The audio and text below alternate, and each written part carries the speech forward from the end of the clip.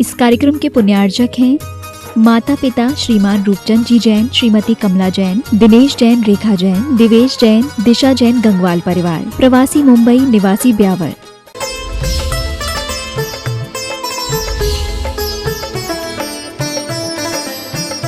नमो अर्हन्ताणं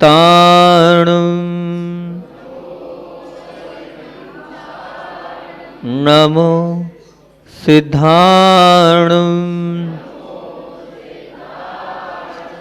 नमो आयर्याणं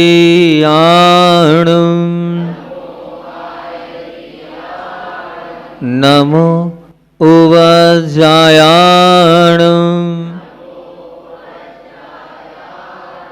नमो लोये सव्वसाहुडं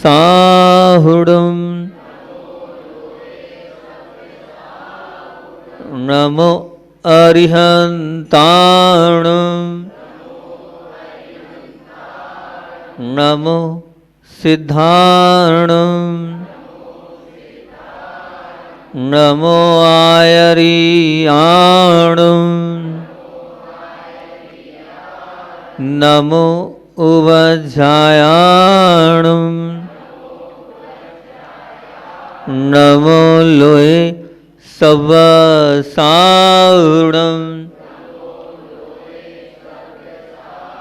नमो अरुहन्ताणं नमो सिद्धाणं नमो आयर्याणं नमो उवज्जायाणं नमो लोये सव्वसाहुडं।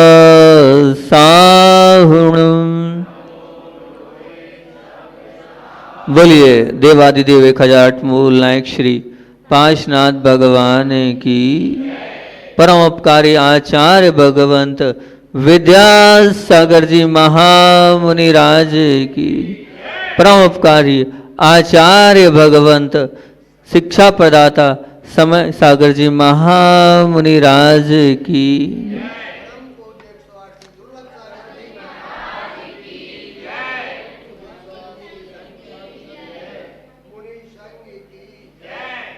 पटेरा ग्राम में आना हुआ। बहुत दिनों से हमारे अशोक जी का परिवार लगा हुआ था कि हमारे जिनालय का जीर्णोद्धार कर दो। पिछली बार भी महोत्सव में आए थे, तब भी लगे थे।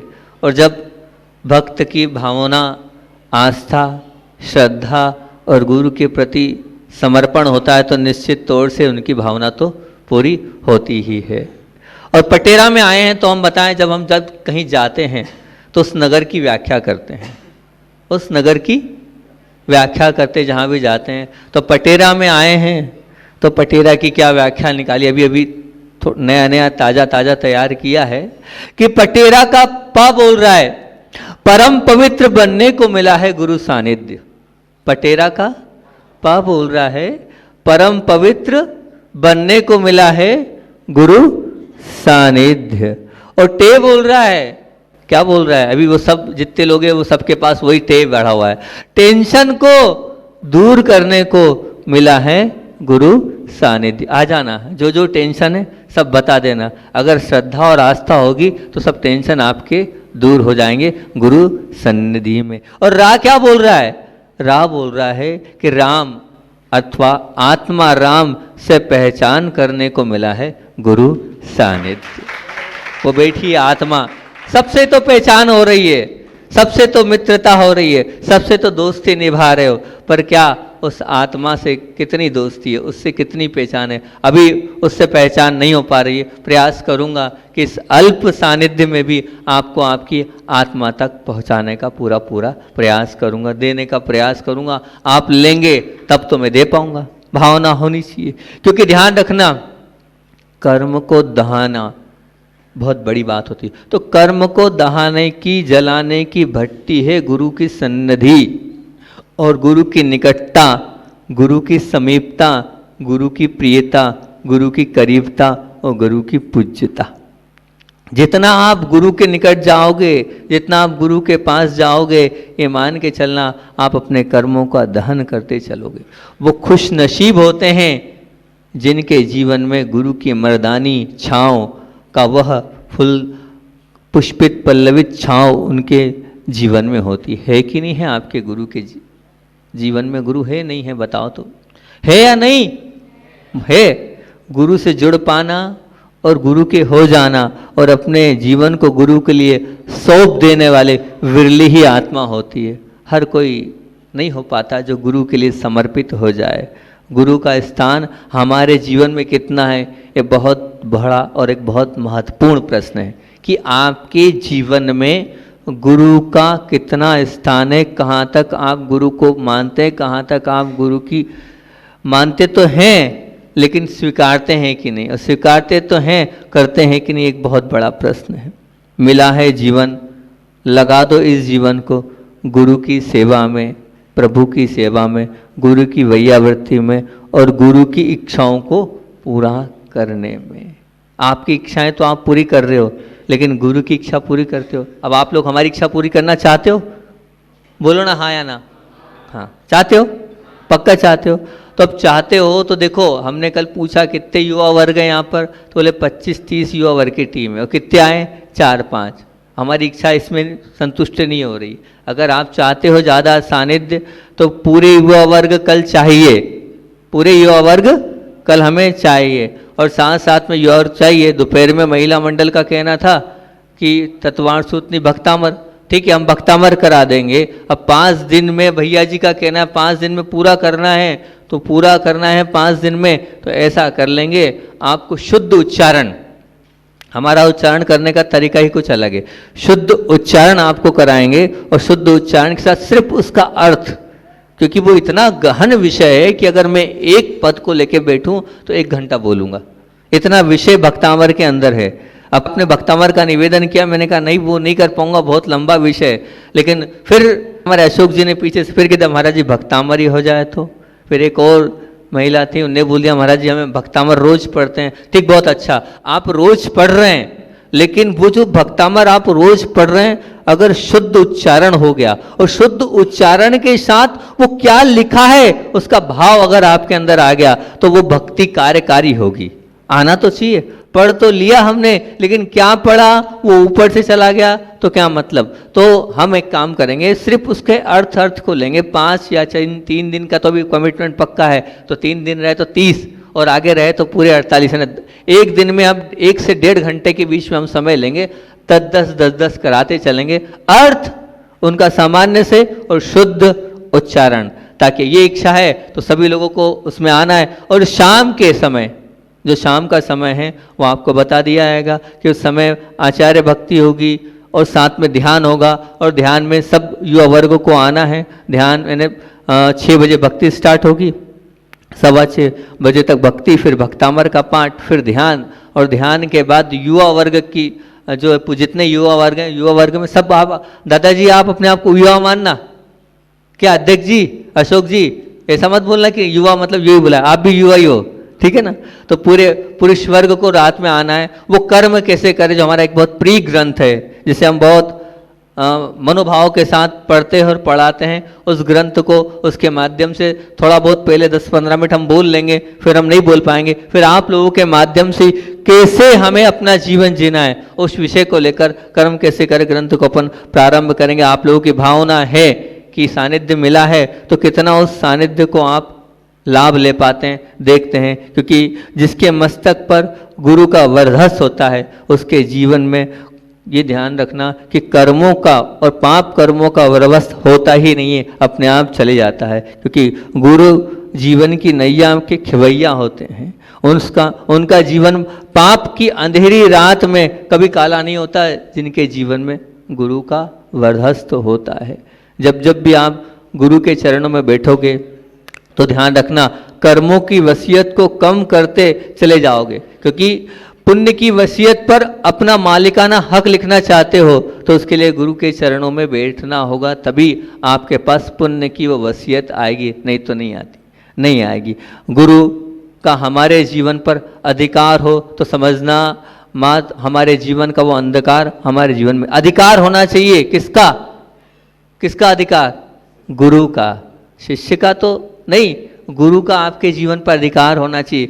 गुरु को बोलना चाहिए भैया ये आपको करना है। ऐसा कोई गुरु आपने बनाया कि नहीं? ऐसा कोई आपने स्थान बनाया है कि नहीं कि नहीं वो आपको आदेश दे और आप उसमें किंतु परंतु नहीं करो, उसमें कहीं कोई प्रश्न का सवाल नहीं हो। गुरु के ऊपर श्रद्धा हो, विश्वास हो। हमारे जीवन की श्वास होना चाहिए क्या? गुरु। जैसे हमारे लिए तो गुरु का जो आदेश है वही हमारे जीवन की श्वास है, वही हमारे लिए सब कुछ है। उनका जो कहना वही हमारा सपना है, उनका जो कहना वही हमारा सपना है। तो मानना हमारा जीवन सार्थक हो गया। गुरु को देखकर, गुरु को सुनकर और हमारे जीवन में परिवर्तन आना चाहिए। जीवन के दुष्कर्म नहीं दूर हुए तो संसार का सबसे बड़ा पापी और दुष्ट और कोई नहीं, हम ही हैं। अगर वो कह रहे हैं, वो समझा रहे हैं, उसके बाद भी हमारे जीवन में परिवर्तन नहीं आ रहा है। क्योंकि गुरु के मिलने पर भी और गुरु से मिलन नहीं हुआ तो कर्मों से मिलन से आपको कोई नहीं रोक सकता। अरे गुरु के मिलने के बाद भी, गुरु से मिलना जब होगा जब आप गुरु की सन्निधि का पूरा लाभ लोगे, तब तो गुरु से मिलना होगा। नहीं तो गुरु के दर्शन से और गुरु की बात करने मानने से और गुरु के पीछे चलने से ही कर्मों का प्रदर्शन जीवन में रुकता चला जाता है। वो रुकेगा, निश्चित रुकेगा, लेकिन आना पड़ेगा और मानना पड़ेगा। गुरु तो एक नहीं, बहुत सारे आपको मिले, एक नहीं, दो नहीं, तीन नहीं, चार चार महाराजों का आपको सानिध्य मिला है। अब उस सानिध्य को आपको लाभ लेना है। हमारी तो ये भावना है कि पटेरा में आए हैं तो पटेरा में आए हैं तो छोटे से लेके बड़े तक सबके हृदय में देव शास्त्र गुरु के प्रति श्रद्धा और आस्था का वो दीप जला दें, ताकि उस भक्ति के दीपक से आप प्रकाशित हो जाएं और अपने जीवन को कृतार्थ कर लें, अपने जीवन को बहुत अच्छा बना लें। निश्चित रूप से मैं मानता हूँ आप लोग इस सन्निधि का पूरा पूरा लाभ लोगे ही लोगे। क्योंकि ध्यान रखना, दुर्गति का हनन होता है भगवान के और गुरु के दर्शन करने से। दुर्गति का हनन होता है भगवान के और गुरु के प्रतिदिन दर्शन करने से। सहनशीलता का वपन होता है भगवान के प्रतिदिन, गुरु के प्रतिदिन दर्शन करने से। रहस्यों का उद्भवन होता है भगवान के, गुरु के प्रतिदिन दर्शन करने से। बीमारियों का वमन होता है भगवान के प्रतिदिन दर्शन करने से। डर और चिंता का दमन होता है भगवान के और गुरु के प्रतिदिन दर्शन करने से। दुर्गति का वमन हो जाएगा, सहनशीलता का वपन हो जाएगा, रहस्यों का उद्भवन हो जाएगा, बीमारियों का वमन हो जाएगा, डर और चिंता का दमन हो जाएगा भगवान और गुरु के दर्शन करने से। जिनके जीवन में तीन लोक के नाथ के दर्शन की प्रति प्रतिदिन लालसा है, अभिलाषा है, तड़पन है, भूख है, बेचैनी है, कम से कम उसकी सुगति तो पक्की मान लेना। कोई रोक नहीं सकता उसको सुगति में जाने से। जिसके अंदर भूख है, जिसके अंदर प्यास है, ये मान के चलना। मैं हमेशा एक बात बोलता हूँ, यहाँ युवा वर्ग बैठा है, एक बात बहुत अच्छी बोलता हूँ। तीन प्रकार का जगत है, इस बात को हर जगह बोलता हूँ मैं। एक है संसारी जगत, एक है धर्म जगत और एक है अध्यात्म जगत। तीन जगत है, एक है संसारी जगत, एक है धर्म जगत और एक है अध्यात्म जगत। तो संसारी जगत में अगर आपको जीत आगे बढ़ना है, संसारी जगत में आप चाहते हो कि मुझे नौकरी मिल जाए, मुझे पैसा मिल जाए, मुझे यश कीर्ति मिल जाए, तो उसकी जीत के लिए अलग कहानी है। अगर अध्यात्म जगत, साधु जगत में अगर आगे बढ़ना है तो उसके लिए कुछ अलग कहानी है। और धर्म जगत में अगर आगे बढ़ना है तो उसकी एक अलग कहानी। धर्म जगत में अगर आपको आगे बढ़ना है तो क्या करना होगा? तो कहते हैं धर्म जगत में अगर आपको बढ़ना है तो सत्यमेव जयते। सत्य है तो धर्म है, सत्य नहीं है तो धर्म नहीं है। ध्यान से सुन लेना, जितने नई पीढ़ी बैठी उसी के लिए सुना रहा हूं मैं। क्या? अगर सत्य है तो आप धर्मात्मा है, सत्य नहीं है तो आप धर्मात्मा नहीं है। और आगे बढ़ें कि अध्यात्म जगत में बढ़ना है तो क्या? साधु जगत में बढ़ना है तो श्रम में जयते। क्या? श्रमेव जयते, वहाँ पुरुषार्थ करना पड़ेगा, वहाँ केशलूज करना पड़ेगा, वहाँ पर अंतराय करना पड़ेगा, वहाँ भूखे रहना पड़ेगा, वहाँ मेहनत करनी पड़ेगी, वहाँ जब थाली आती तो सब निकालना पड़ेगा, श्रम करना पड़ेगा, 2-2 ढाई घंटे खड़े होकर धूप में भी सामायिक करनी पड़ेगी, ठंड में भी बाहर नदी के किनारे बैठना। श्रमेव पुरुषार्थ मेव जयते, अध्यात्म जगत में, साधु जगत में उत्कृष्टता पाना है तो श्रमेव जयते। ये तो हो गई महाराज जी दोनों की बात। अब हम तो संसारी प्राणी हैं, संसारियों का लिए रास्ता बता दो क्या है। संसारी जीवों को हमें ऊंचे स्थान पर जाना है नहीं जाना है, सबको जाना है, सबको बड़ी नौकरी चाहिए, सबको पैसा चाहिए, सबको यश कीर्ति चाहिए, सबको लड़का चाहिए, सबको अच्छी स्थिति परिस्थिति में जाना है। तो उसके लिए क्या है महाराज जी? तो उसके लिए पुण्यमेव जयते। उसके लिए क्या है? पुण्यमेव जयते। पुण्य होगा तो निश्चित मान के चलना सब कुछ मिल जाएगा। एक चौराहे पर दुकान है, इसका उदाहरण हमेशा देता हूँ। मान लीजिए इंदौर राजबाड़ा में दुकान कपड़े की आपकी भी है और किसी भाई की भी है, दोनों की दुकान है उसी राजबाड़ा पर, उसी चौराहे पर। लेकिन एक आता है 11 बजे खोलता है, रात को 8 बजे बंद कर देता है। पूछा तुम्हारी बिक्री कितनी? वही दुकान, वही माल, वही चौराहा, वही स्थान। बोले आजू बाजू की दुकान, बोले 1 लाख 1.5 लाख की सेलिंग हो जाती है सुबह से लेकर शाम तक। दूसरा वहीं बाजू में, वो सुबह 7 बजे से खोलता है, रात को 9 बजे बंद करता। उससे पूछा भैया तुम्हारी बिक्री कितनी? बोले 10-15 हज़ार रुपये। क्या बात है, पुरुषार्थ उससे ज़्यादा, मेहनत उससे ज़्यादा। वो सुबह 7 बजे खोल रहा है, रात को 10 बजे बंद कर रहा है। वो 7-8 घंटे में ही उसकी कितनी 1 लाख हो रही है, इसकी कितनी हो रही है 10-15। क्या कारण है या क्या कारण दे? मेहनत ज़्यादा, पुरुषार्थ ज़्यादा। पुरुषार्थ की कोई कीमत नहीं है। क्या? पुण्यमेव जयते। एक साइन के 1 लाख मिल जाते हैं, 1 लाख एक साइन के मिल जाते हैं, और वो सुबह से लेकर शाम तक पत्थर तोड़ रहा है और 500 मिलते हैं। क्या कारण है? पुण्यमेव जयते। अगर आपके पास पुण्य है तो अपने आप आपको सब मिलता चला जाएगा, सब अपने आप आता चला जाएगा, सब आपकी झोली में गिरता चला जाएगा। लेकिन चाहिए क्या? पुण्य। पुण्य के बिना कुछ नहीं मिला। पूरी बलिहारी, और हमें पुण्य को ठुकराना पड़ेगा। हमारे पास 10 थाली आएगी, 50 चीज आप बनाओ, ये ले लो वो ले लो, वो ठुकराना पड़ेगा, वो अलग करना पड़ेगा। अगर सामने सामग्री रखिए, बाल आ गया तो छोड़ना पड़ेगा। जब वो छोड़ेंगे वहाँ तब होगा। वहाँ हमारे लिए श्रम चाहिए, और हमारे लिए पुण्य कोई काम का नहीं है। पुण्य किसके लिए काम का है? आपके लिए काम का है। हमें पुण्य को ठुकराना है, अलग करना है, और आपको पुण्य चाहिए अपने संसार। इसलिए पुण्य इकट्ठा करने के लिए आपको ये सन्निधि मिली है देव शास्त्र गुरु की। आपको आना है, गुरु से मिलना है, गुरु से जुड़ना है, तभी आप पुण्य इकट्ठा कर पाओगे। क्योंकि जब भगवान के दर्शन से ही दुर्गति का हनन होता है, उनकी भक्ति से क्या होगा? उनकी आराधना से, उनके पूजन से, उनके अभिषेक से क्या नहीं मिल सकता? विचार करना, जब दर्शन से दुर्गति दूर होती है तो आप अभिषेक करोगे, आप भगवान की भक्ति करोगे, पूजन करोगे, तो सब कुछ मिलता चला जाएगा। जिन्होंने जीवन में भोजन की तरह पूजन को माना है, और पूजन को भी भोजन से ज़्यादा महत्व दिया है, उनके जीवन में आगे भोजन की आवश्यकता नहीं पड़ती। उनके जीवन में आगे भोजन कैसे नहीं पड़ती? बस फिर उनका मरण देवलोक में होता है, फिर जीवन उनका अमृत से चलता है। काय से चलता है? अमृत से। जिनने भोजन से ज्यादा पूजन को महत्व दिया, आगे चलकर उनको भोजन की आवश्यकता नहीं पड़ती, फिर उनका जीवन अमृत से चलता है। अपने जीवन को अगर अमृत से चलाना चाहते हो तो पूजन को महत्व देना। पूजन अगर आपके जीवन में स्थान रखती है तो ये मान के चलना वो पुण्य को बटोरने का बहुत बड़ा साधन है। जब दर्शन के लिए कदम बढ़ेंगे तब से ही पुण्य का मीटर प्रारंभ हो जाता है। दर्शन की अड़ से ही कर्मों की पकड़ ढीली होगी।